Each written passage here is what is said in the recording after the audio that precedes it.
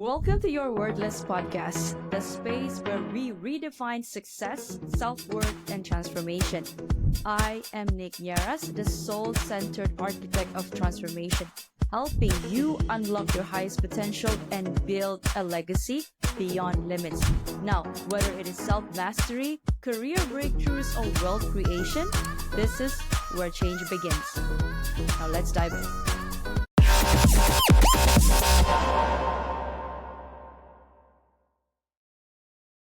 Can you please share with us, what was it like growing up as a Jack Kammer? It was pretty good.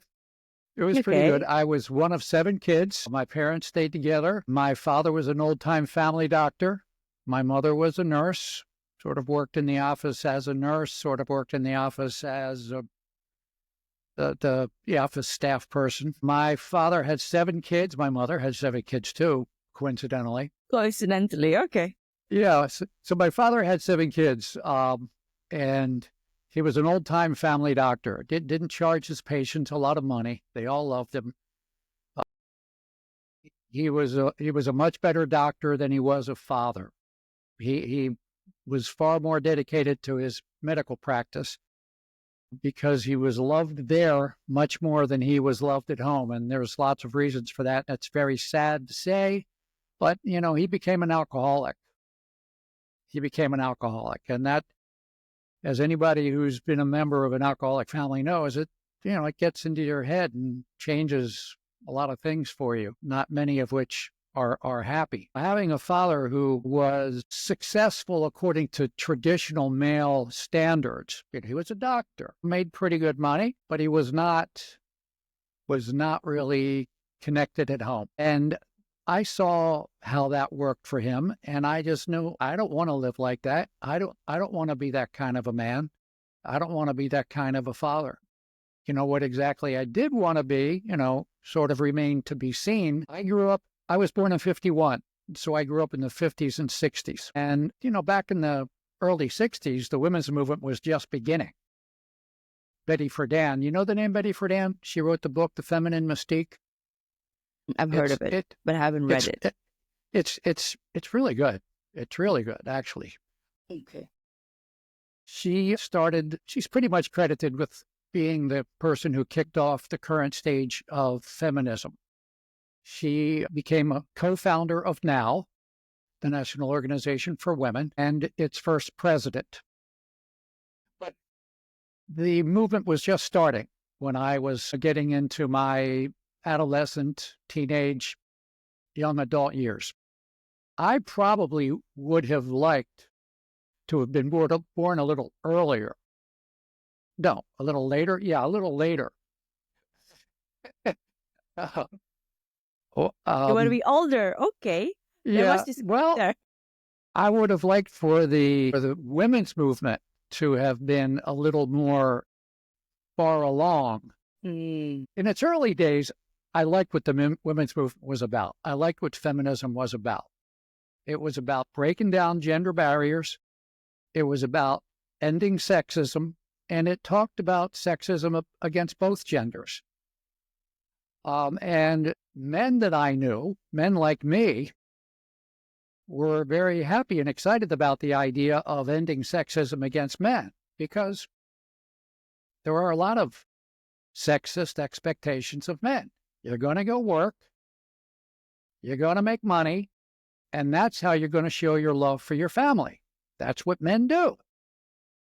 Well, having seen my father do that and having seen how that didn't really guarantee him a happy life, I thought I didn't really want to pursue those traditional ideals of successful family life, successful fatherly family standards. I wanted something different. I would have liked to have found a woman who had a good career of her own, who would not need me to make a lot of money. She would be happy to have me taking a very active role at home with the kids, and I would have been very happy to support her in her career. Now, that didn't happen for me, but it is happening more and more with couples today. Now, I don't want to suggest that I think it's a fait accompli and our work is done. No, it's just beginning. And there is actually, in my view, some backlash against the idea of men being fully equal parents. You can find women who will be honest enough to say, yeah, I want my husband to be more involved at home, but I don't want him to be as involved as I am with the kids. I mean, I'm the mother. Yes. Right? Yeah. Okay. And so we still have some work to do. And this is even with women with careers. Even women who have really good, solid careers sometimes have trouble allowing the husband to be as well loved by the kids as the mothers are. I mean, for instance, I have had women acknowledge to me that I say, imagine that it's a Saturday afternoon and you and your husband are finished with all the chores and errands you need to do, and you got a little time to chill. And so you are in the living room sitting on, your favorite chair, and you're reading your favorite magazine, and your husband's sitting in the chair, his favorite chair, and he's reading maybe a newspaper. And you have your little child outside. You can hear the child playing outside, and then you hear the child maybe on his or her tricycle or bicycle falling and having an accident and starting to cry.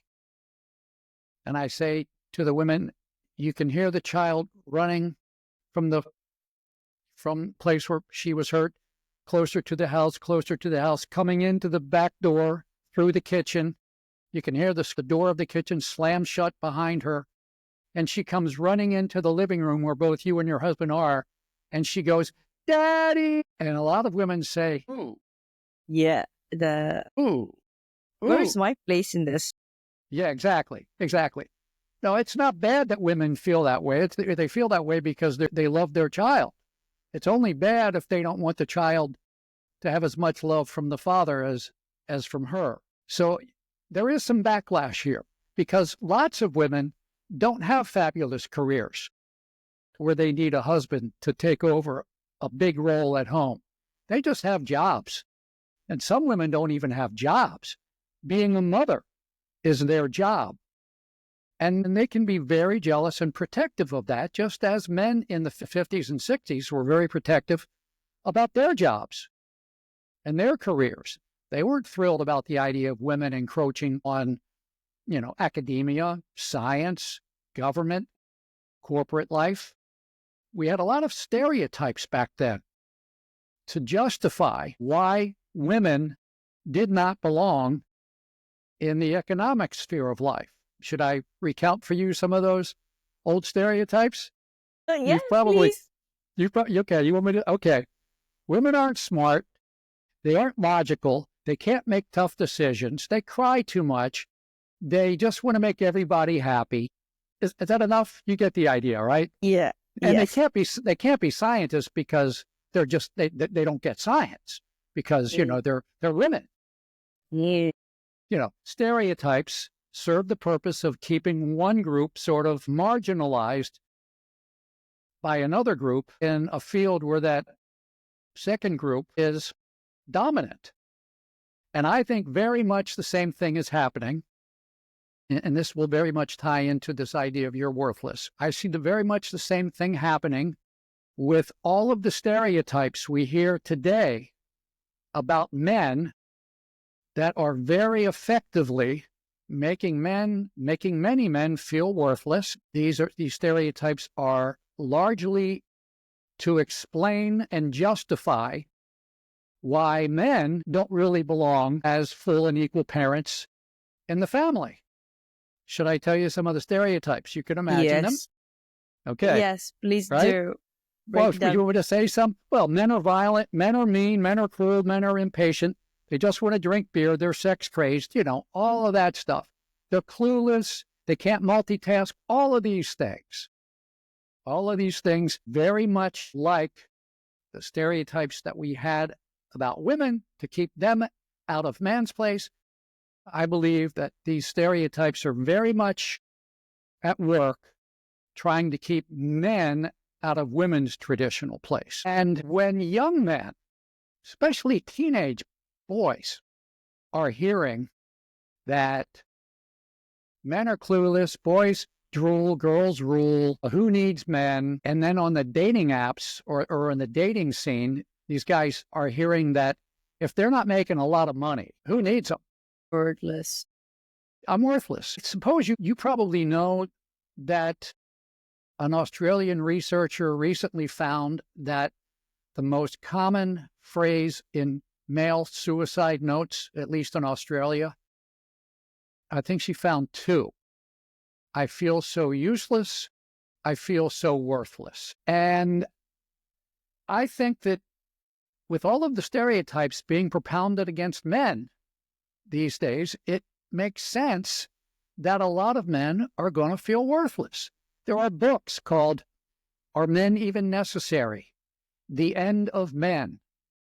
Hillary Clinton, right after she finished a losing presidential campaign, in which her slogan was Stronger Together, she goes in front of a video camera and says, and yes, the future is female. How's this make young boys feel? Not very good. Not very good at all. And so that's how I see the backlash taking shape. It's not because women are evil or bad. It wasn't because men were evil or bad. It's because they were human and they were insecure about losing their role in life, their jobs. You know, they're primarily supposed to make money, and take away my job, I'm going to be pretty insecure about that, because now what am I going to do? How am I going to be the man I'm supposed to be? It's not because women are bad, but because they're human that they feel like they, as women, are sort of course, blessed with this natural ability to be everything their children needs. Yeah, I do want the husband to be more involved, but, not as good as me. Not so much as me. Now, and even where there are women with really fabulous careers who need and want men to be heavily involved at home so that the women can pursue their careers full tilt without worrying about the kids, feeling perfectly confident that George has got the kids and he loves them and they love him and he's taking good care of them. It still happens, even in that ideal situation, it still happens sometimes that divorces occur.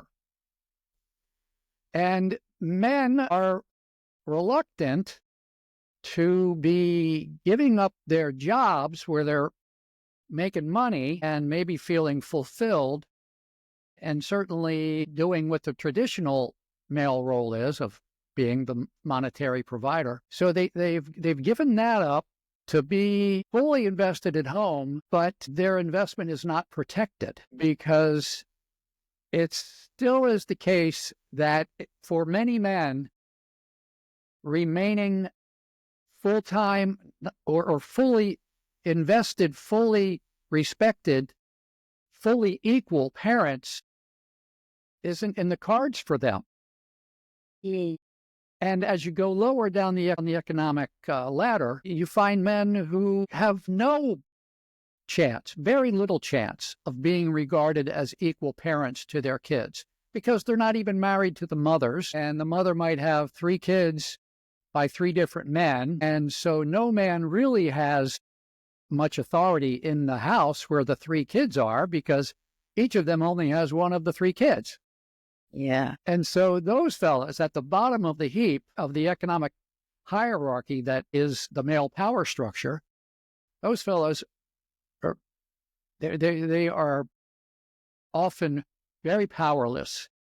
And in your introduction, you didn't mention that I was a parole and probation agent. Yeah, Okay. I did not. Yeah. That's all right. So I was a parole and probation agent in Baltimore. And I had lots of ex-offenders in my caseload who would tell me, I don't want to be a wallet. I don't want to be a wallet. And all anybody is asking me is, do you have a job? Do you have a job? Do you have a job? Do you have a job? I mean, that's even one of the conditions of probation, that you're going to find a job. And many of them can't because they have bad educations. They have no skills. They have an arrest record. They live in an economically depressed neighborhood. So these guys are, really hurting. But they do not want to be just a wallet. And I believe that there is a paradox available to us here.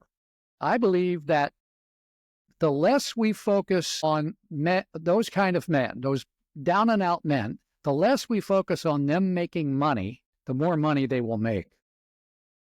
Because if we focus I know, it's a paradox. What? How? I know, it's a paradox. If we focus just on beating these guys over the head and say, where's your job? Get a job. Where's your money? Where's your money? First of all, they don't have any skills. The good jobs are not nearby. The good jobs are, a 3-hour bus ride away. They're not going to make a lot of money. The mother of their children might consider it chump change. Very little. You don't make enough money for me to really want you to be in this house. You're more trouble than you're worth. If, though, we de-emphasize having these fellas make money and emphasize the other value that they have, which is their love for their children, they have a relationship with their children. The children really want them, really need them, really love them. They're much more likely to be motivated and stay motivated at finding a job, keeping a job, and not feeling like they're just bringing home chump change. Because along with the low salary, they're also going to be showing the wife, I have lots of other value than just this little paycheck. I am helping you raise these kids. These kids love me. I'm very good for their mental attitude. I'm good at providing guidance for them. I mean, the science is very clear that fathers are important to their children. They have value to their children, and to ignore that value. I know you were in corporate life. I think you were an accountant, right? So you know the phrase, you don't want to leave money on the table, right? We leave men's money on the table. It's not money in the green sense. It's money in the red sense, because a heart is red. We're leaving their value on the table if we do not recognize that these men don't want to be just a wallet. They want to be parents. They want to love their kids. They want to have their kids love them. They want to have the wife respect them. They want to relationships are the most important things in human life.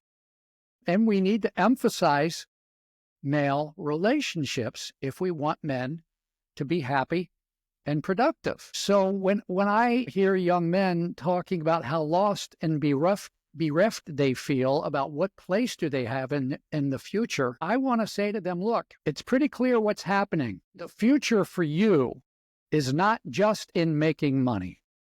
The future for you is in making some money and also making some love in a family with kids who want you, need you, and love you, that you love, whose mother has a career, and whether she is ready to acknowledge it or not, she needs a fully equal parent to help her with her family so that she can do her career.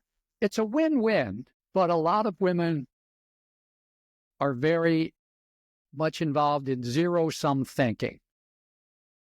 Well, I don't want the kids to love you because then they'll love me less. That's not the way it would work. Instead of worrying about how big the pie is, and if I give you a bigger slice, it's going to be a smaller slice for me, better thinking is, hey, you take half this pie, I'll take half this pie, and then when we're full and we're not hungry, let's go out and build a bakery. And instead of having just one pie, we'll make more pies.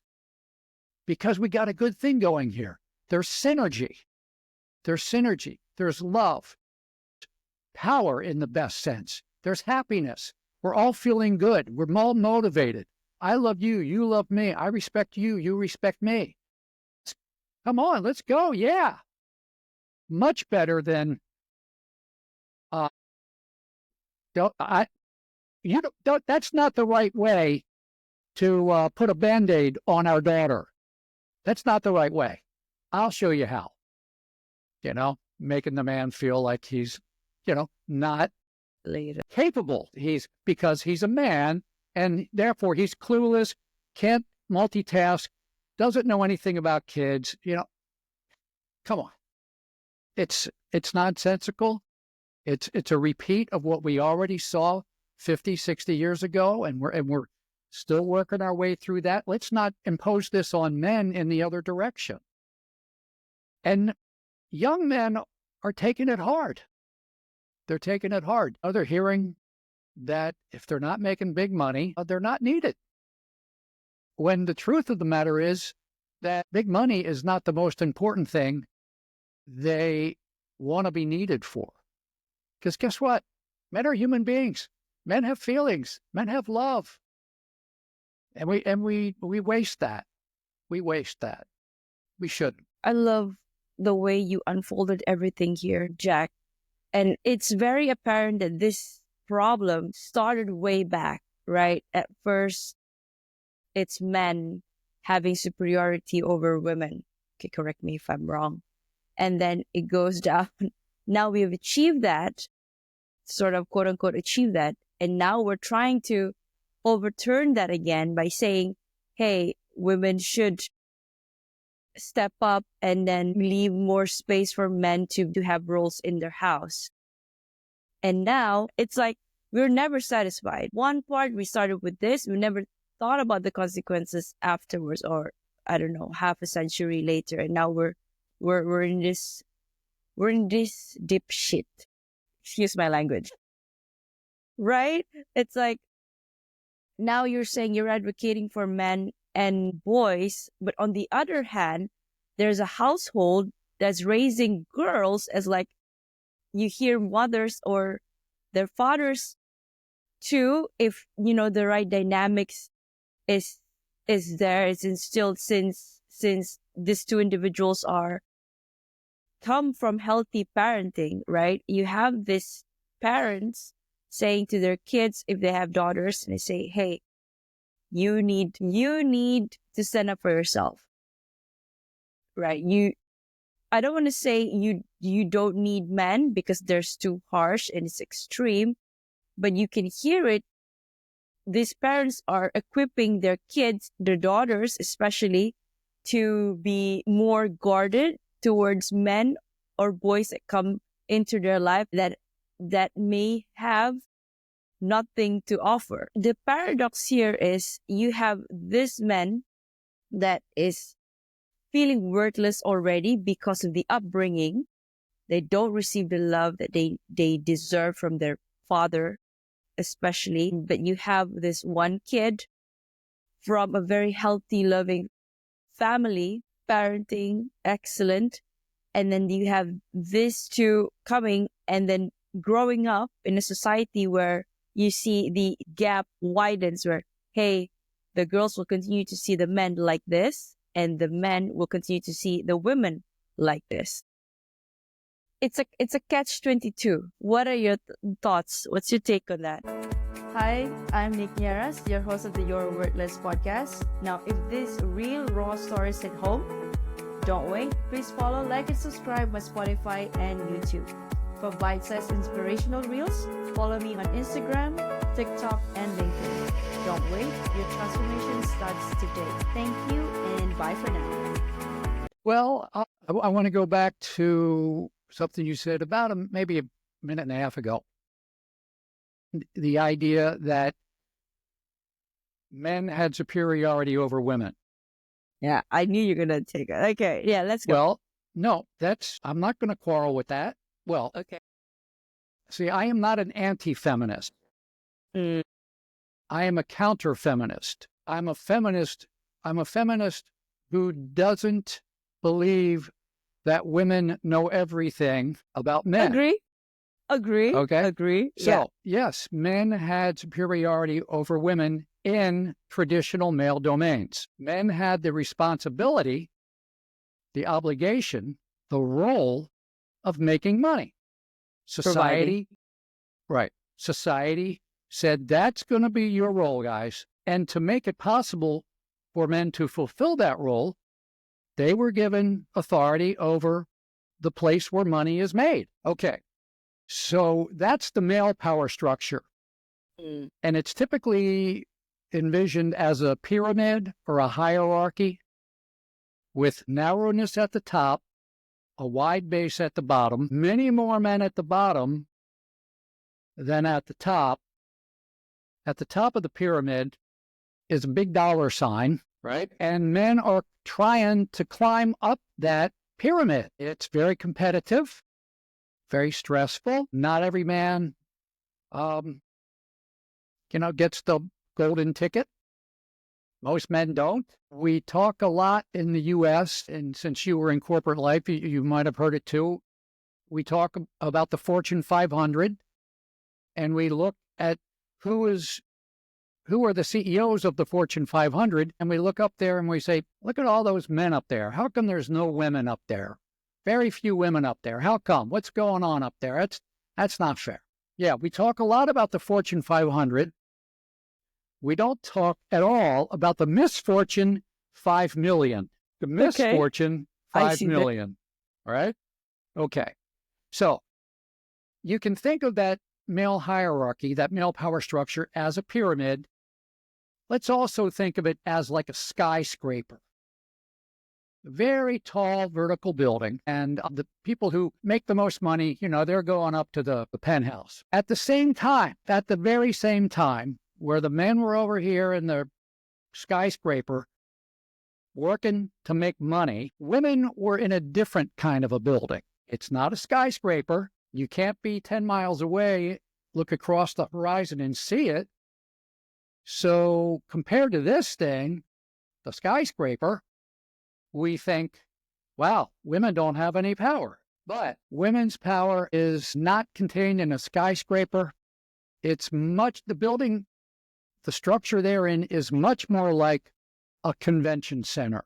It might be only 1 or 2 stories or 3 stories tall, but it covers 14 acres. What goes on in a convention center? It's not competition, dog eat dog, stabbing each other in the back for a promotion. It's networking. It's partnership.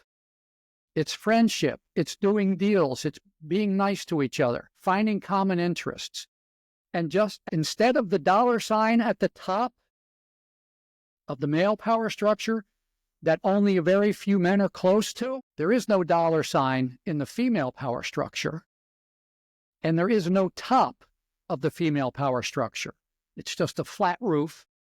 But at the center of that convention center, not a golden dollar sign, a big red heart. So women were tasked with taking care of family stuff, the relationship stuff, the friendship stuff, the love stuff. And I would suggest to you that there's a lot of good value there that is much more evenly distributed amongst the women in the convention center than the good male stuff is evenly distributed amongst men. Some men make a whole lot of money. A lot of men make very little money. But if you look in the convention center, in the female domain, you can open up a very nice little business in the convention center by being a mother. And you are the CEO of this little corporation. And your kids are your clients. And under the old style, under the old system that we are just beginning to break down, and that I hope we will continue to be breaking down, in that convention center, the father is just on a dotted line to the CEO mother. And he's pretty much of a vendor. He's a vendor. He supplies money, which we need. And so it wasn't first men were in power and then they weren't. It was first men were in power in the male domain, and at the very same time women were in power in the female domain. The situation now is that the formerly male domain is not nearly as male-dominated as it once was. It's getting to be much more equal. The female power structure is lagging way far behind in becoming gender equal. I see. And we really need to get past the ideas that men had to get passed to allow women into the female power structure, into the male power structure. I mean, it was a shame that we wasted so much female talent. Women have shown us they can be great lawyers, they can be great doctors, they can be great scientists, they can be great managers, they can be great politicians.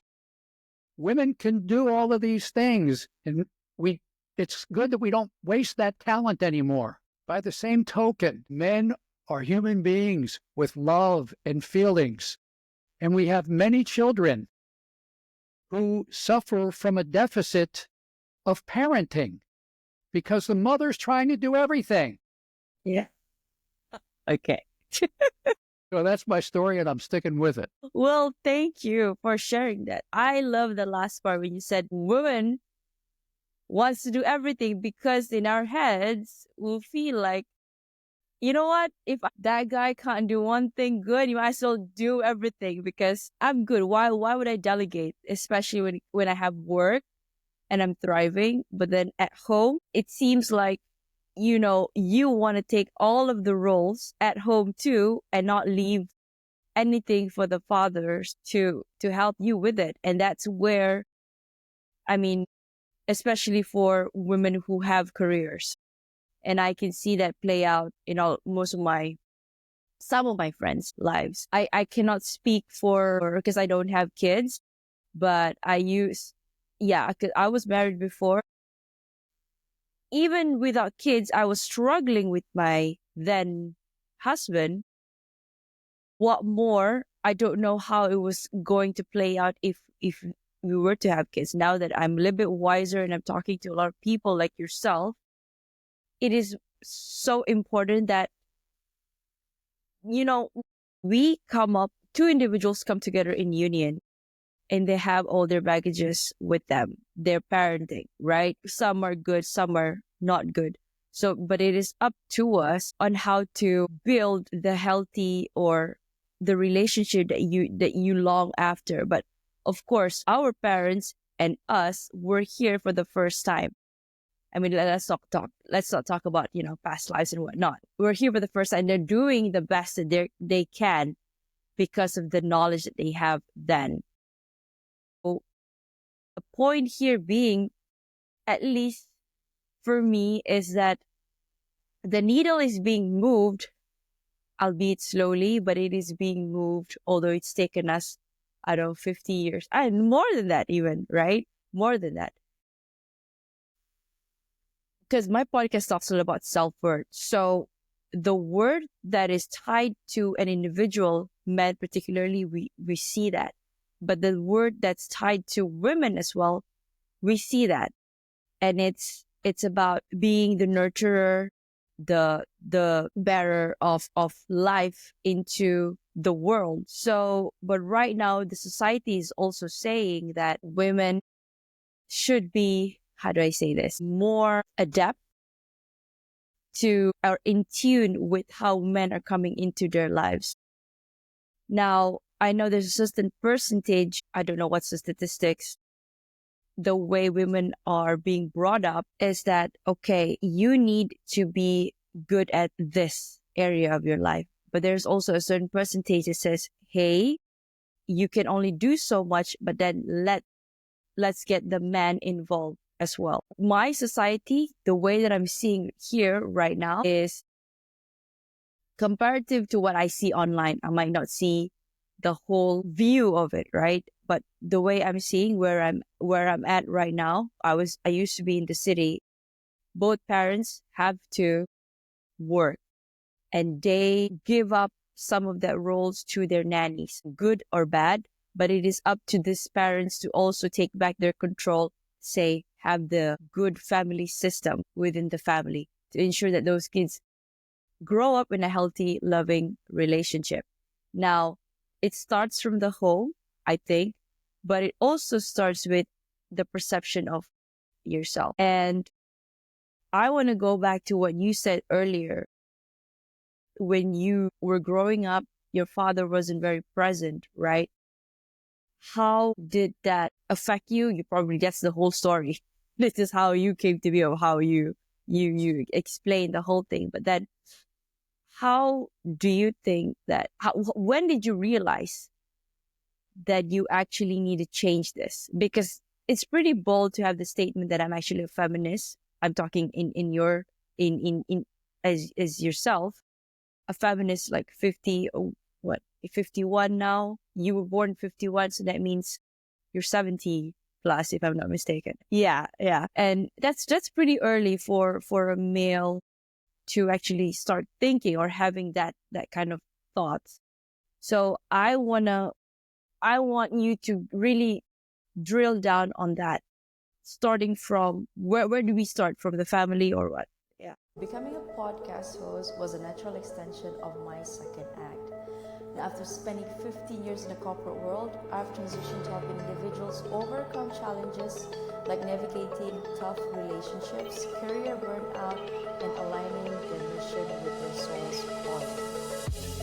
By certifying as an RTT hypnotherapist and a lifestyle coach, I've made it my mission to empower people to recreate the life they deserve, and building a supportive community through my podcast. Now let me ask, are you facing challenges like struggling to reprogram your mind to attract wealth, weight issues that feel like a constant yo-yo, insomnia or restless nights from daily worries, or just a lack of confidence in public speaking? If the answer is yes, visit www.thenicknierrasholisticlifestyle.com and grab a free hypnosis audio of these common struggles.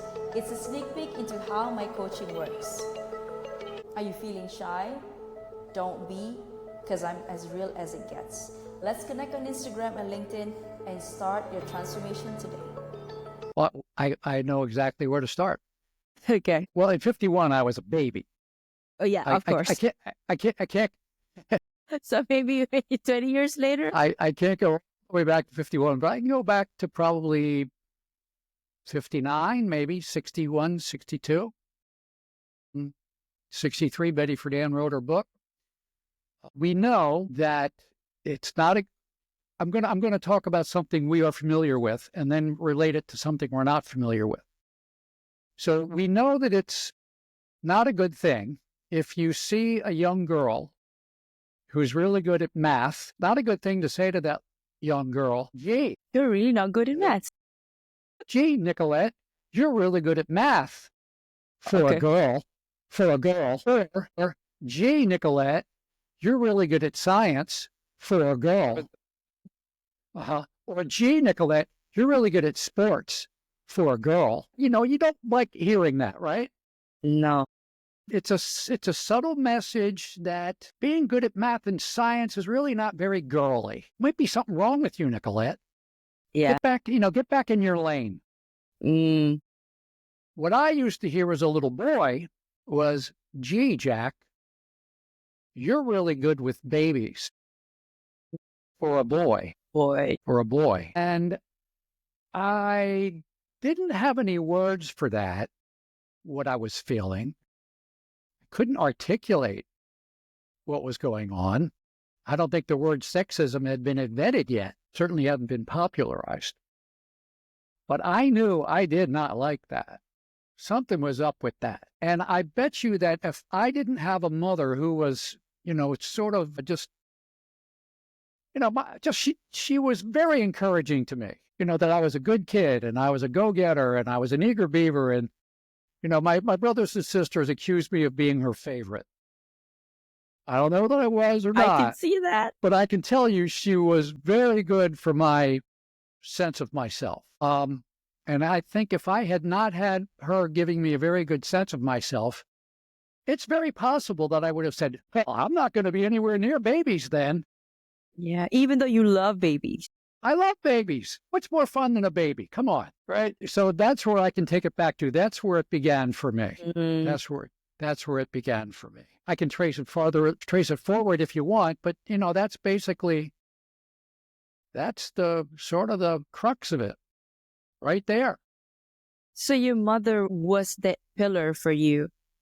Have you ever thought if your father were also equal in that sense, how would your life turn out? All the time. Do you think so? Really? Yeah. Think about it all the time. Yeah, because I had to sort of manufacture. I had to write a book about, how do you grow up as a boy? What are you supposed to do as a man? What's the playbook? How do you do it?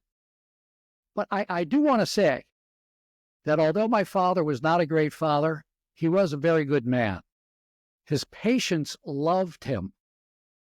At his funeral, all of these patients came, and my 6 siblings were standing around in the funeral home at the wake, and they're buttonholing us and talking to us about how kind and caring and warm and loving and gentle and patient Dr. Kammer was. And my siblings and I are looking at each other like, is this the same person? Yeah. Who are they talking about? But see, he gave at the office. That's his relationships at the office with his patients were much better than his relationships at home with his family for a lot of reasons. So he was a good man, not a good father.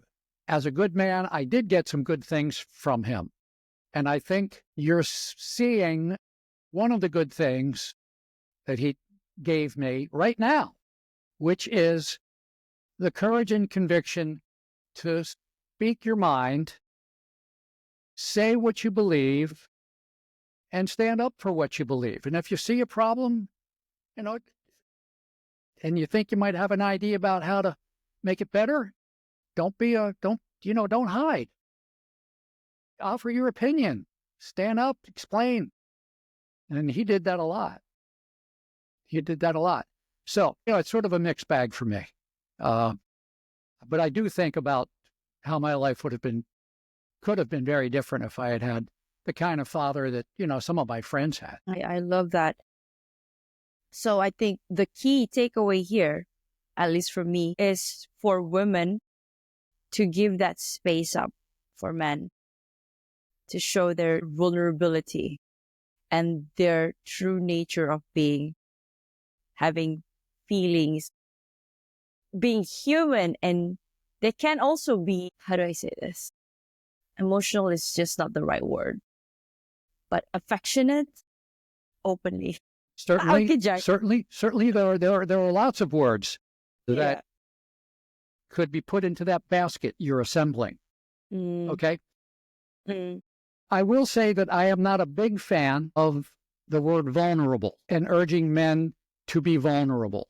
Not because it's not good for men to be vulnerable, but because it sort of puts the wrong spin on it for men. Because you got them. I went to social work school. One of the basic principles of social work is you meet your client where they are. A lot of men are in a place where they don't want to admit that they're vulnerable. So instead of beating on them to admit they're vulnerable, I think a better idea is to encourage men to look around and say, I'm in danger. I'm in danger here. That makes me feel I'm in jeopardy. That makes me feel I'm in danger. I feel like I could get hurt from this. And I would like to change all of these things because they're not safe for me. That's what I would suggest, rather than, yes, I'm so vulnerable and I really don't, it's like don't know giving up your weapon or your ammunition. Men like to solve problems, right? If they feel like they have a half a chance at solving the problem, they'd like to give it a shot. So here's what I would suggest we want to say to your friends and all of the women out there who might be thinking that they want an alpha male. Ooh, okay, yes, please. Okay. I'm all ears. Okay, what's better than an alpha male? An alphabet male. Instead of a man who can only say a, and you get a man who can say it all, who can speak it all, who can read it all, who can understand it all. You don't want to, especially if you've got your own career going, you don't really want a man with only one letter. You want an alphabet male. Alphabet male. Male. alphabet. An alphabet. The whole 26 letters. The whole 26 letters. Okay. Because with 26 letters, he can talk about his feelings, which women like, talk about romance, which women like, can be affectionate, which women like. He can also dig deep to put words to how he's really feeling, so that when you say, tell me how you're feeling, I want to know what you're feeling, he can actually do it. And what does that build? That builds intimacy, right? And isn't that what women often say they don't feel like they get from their men? If women were to say, I don't want an alpha male, the money's nice, but that's pretty boring after about a week. I want a man who's making, a little bit of money's enough. I mean, I'm doing okay too. I want a man who's emotionally intelligent, who's got the whole spectrum of thoughts, emotions, and feelings that he's capable of. Emotional intelligence. Jack, wow. I'm so sad. We have to come. We're close to the end of the show now. I love this conversation. I love whatever that you're saying is actually helping me with my therapy work as well, because not so many men come to me, but then it's giving me that nuggets that the way the issues that they portray is actually not that all women are bad. It's wrong to say that. It is just the two genders will need to come to understand. And the basic tenet of it is understanding and seeing that person for who they are. Like you said, meeting them for who they are, where they're at, and eventually realizing that we're all just one. We came from the same source. So now we're here to experience all of this in the 3D world, but inevitably we all come here to do our roles, and then we do it in the most loving and understanding. And yeah, so it's like we come from whole, we break apart, but not remembering that we're still whole, and then we come back to being whole again. Wow, Jack. Thank you so much for that. Okay. Thank you, Nick. It was great talking with you. Yes. Okay, Jack. So what are you working on currently? Any new books or doing, I don't know. Having a great time being a podcast guest. I can see that. I love it. It shines through. Yeah, I love podcasting. It is, to me, is the most robust and civil marketplace of ideas right now. And I know that there are other platforms where there are expressions of opinion, but there's something very magical about the fact that you are the host and I am your guest. And so we have an obligation to each other here. And it would be a huge violation of our obligation to each other to be rude to each other and dismissive of each other and interrupt each other. And most podcasters I've met are really in podcasting because they are genuinely curious and or they generally want to just make the world a better place. So I love podcasting, and that's what I'm doing these days. I love it. I love it. I love it too. I love it. Right. You just solidify again the reasons of why I do what I do. And for me, it's very therapeutic. For me, it's about meeting people where they're at and really diving. It's more from my curiosity, but it's also serving my audience as well. And along the way, I built a great community who wants to listen to what I bring to the show. And for that, Jack, thank you so much for saying yes today. So we're going to pivot to a self-worth question. Okay, Jack? So the self-worth question for you: seeking external help, such as therapy or counseling, can be beneficial for addressing self-worth issues. Now, what are your thoughts on that? And how can individuals find the right resources and support for their needs? Well, the first thing I would say is that can I speak just to men, because that's really what I most know. Yes. Okay. Yes, please. One of the things that I would urge men to ponder, consider, and maybe realize is that they feel very alone sometimes around these issues of self-worth. Men can feel a lot of shame over feeling self-worthless. Shame does not reach out for friends. It sort of makes you shrivel up and, just be kind of just sad and not feeling like you're even worth being a friend to anybody. So young men especially often feel that they have a personal problem. Nobody else feels this. Not true.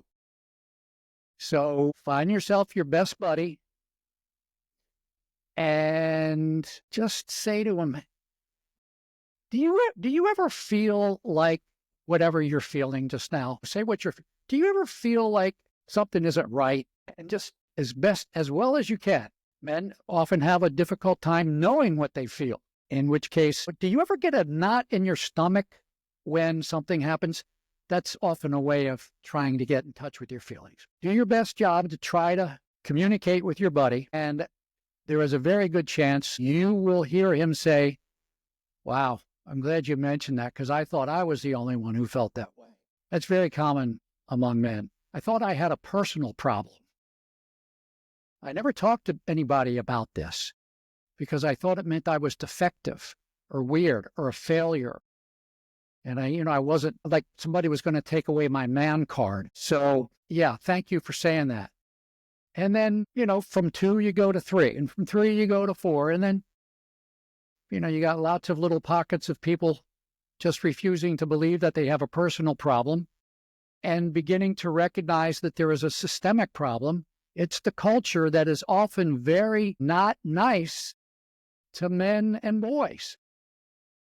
We're going to pick you up, and we're going to send you over here to this skyscraper, and this is where you're going to either be happy or be miserable. So good luck. When they see the convention center and they think, wow, I sure would like to be over there, a couple times a week. Nope, that's man up here. Come on, get with it. Don't be a sissy. You can do it. Go ahead. Climb up that. Go. Stab that guy in the back and do this deal and make your widgets, even though they pollute the environment.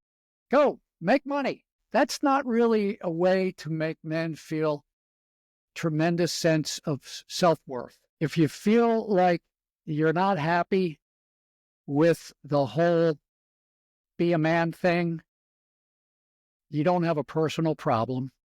You've had very good reason to not be thrilled with the whole be a man thing. Parts of being a man are great. I don't believe in the idea of toxic masculinity, at least not the way it's used today. Because today I think it's used as a weapon, just another stereotype to beat men down and make them no good. So that's what I would say to young men who are feeling bad and looking to feel better. But talk about these things, give it your best shot, and you'll find you're not alone. I love the analogy, convention center and skyscraper. So letting the men visit the convention center some days of the week, and also letting the women to see and participate on what's happening in the skyscraper. I love that. Yeah. Maybe the one person that comes in, everybody will look, who is this? But then as time goes by, you see them, you see one group saying, hey, what about this group? We're supposed to come. Where are they? And it's also happening in the skyscraper. Hey, this group of, women are supposed to visit us. Where are they? I love that. Thank you so much, Jack, for that analogy. Thank you very much. So, Jack, a few more questions before I let you go. What is your heart's greatest wish? Men and boys to have as many options for happiness in their lives as they can possibly get, as many as women and girls try to get. Men and boys can decide that they don't like it where they've been. They don't like the corporate life. I mean, you were in corporate life, and it wasn't, all peaches and cream, right? No. Right. And you had the wherewithal, the self-esteem, the confidence to say, I'm not exactly sure what I am going to do, but I know I'm not going to continue doing this. Men and boys need similar options, the wherewithal to say, I know this might sound weird because I'm a man, but I'm going to give up this $400,000 job because I hate it. And I'm going to go do something else. And nobody will think, what kind of a man is that?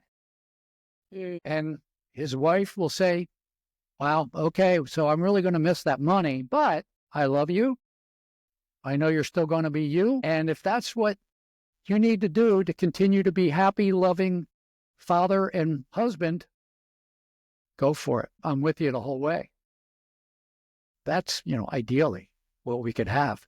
It's a little bit peaches and cream because you do need to make money. But whether your family has a BMW or a Toyota Corolla really isn't going to decide whether your kids are growing up happy or not. So, yeah, come on home, Dad. Bring your heart home. That's what we want you for. If you could create a quote right now for you to leave to the audience listening in the world as your legacy, what would it be, Jack? A quote, yeah. Well, let's see. There is a quote that I often use, but I use it with people who aren't as open-minded as you are. So I don't feel like I need to say it. I don't feel like I need to say it. Okay. So let's see. What's another one that I like to say? Oh, well, this is not really anything to do with, my main thing, which is, male gender issues. But if I had how about if I told you my favorite bumper sticker? If I was going to make a bumper sticker, what would it be? It would say procrastinate tomorrow. Okay, that's a good one. Procrastinate tomorrow. Yeah. I thought you do it today. Do it today. Jack, you piqued my interest. I'm a person that's very curious. Now, you said you don't want to say that quote because people are not going to be so accepting. All right. So, okay, you need to pretend, you need to hear this. And I want you to say something that, basically says, Jack, you're full of it.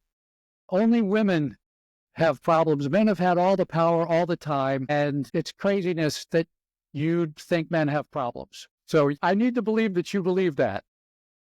Jack, you're full of it. Hey, Nick, let me tell you, you think you want to be anti-sexist, right? And you don't think I have anything to say about that because it's all about women. Well, let me tell you something, please. This is what I believe. The most sexist idea of all is that only one sex is ever sexist and only one sex is harmed by sexism. That's the most sexist idea of all. Wow. And that's why we needed to say that. You needed to say that. I didn't need to say it to you, though, because you already knew. I mean, you were already open to that.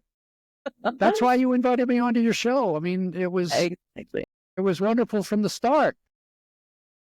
Thank you, Jack. And I think for my listeners, this is a very open channel.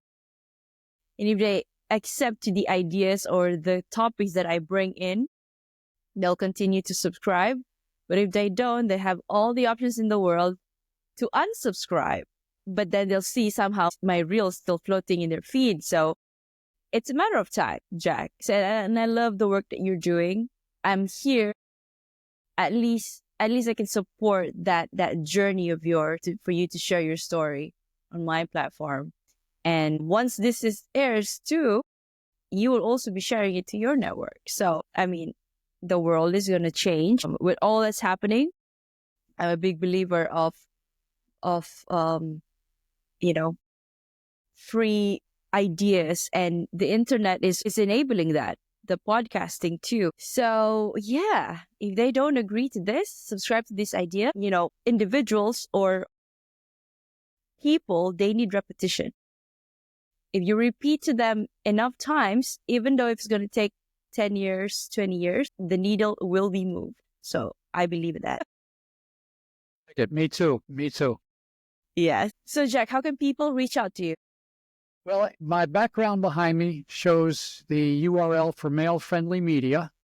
It's male-friendly media, all one word, no hyphen between male and friendly, malefriendlymedia.com. That's where I put all my stuff. I don't know that it's terribly engaging. I mean, it's just a lot of essays. There are some, I do have my podcast guesting appearances there. I have links to a YouTube channel I used to do.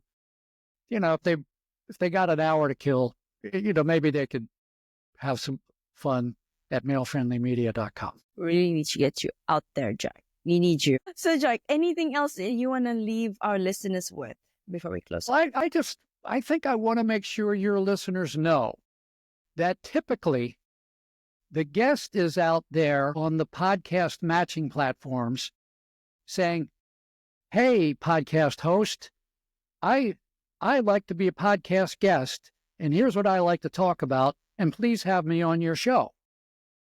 That's the way, you know, I spend a lot of time doing that. But with you saw my profile. I don't know how or why you came across it, but you saw my profile and you said, hey, I just read your profile, and you wrote this really perfect message to me.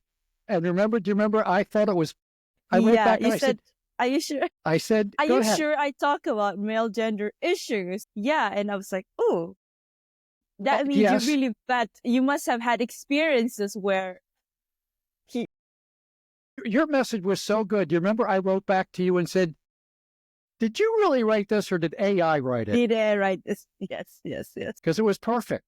I mean, from the get-go, it's like you understood, or at least were open to seeing that these issues of worthlessness affect men and boys. So, you know, kudos to you, because I didn't have to sell you on this idea.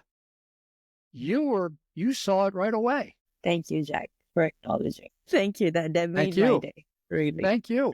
No, really. I am indebted to you. Thank you.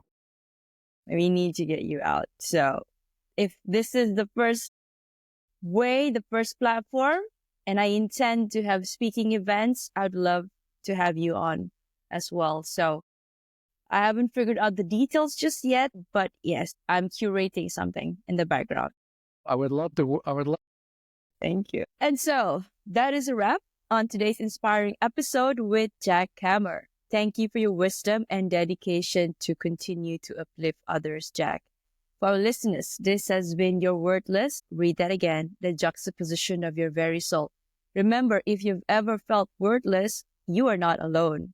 Your soul chose to be here to matter. And for that reason alone, you are worthy. A huge thank you to Jack and to all of you for listening. Until then, I am Nierras. Keep shining, keep growing, and always remember, you are worthy and you are enough. See you in the next episode. Thank you so much, Jack, for your time. Thank you so much, Nick. It was a great show.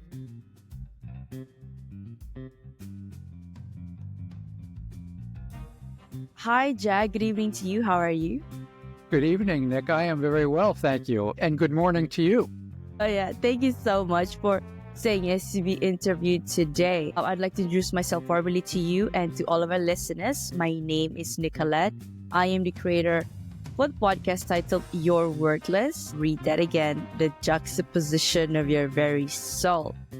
Now, I believe you're the perfect person for this show because we're going to talk about self-worthiness that's plaguing males predominantly, and also women, especially today.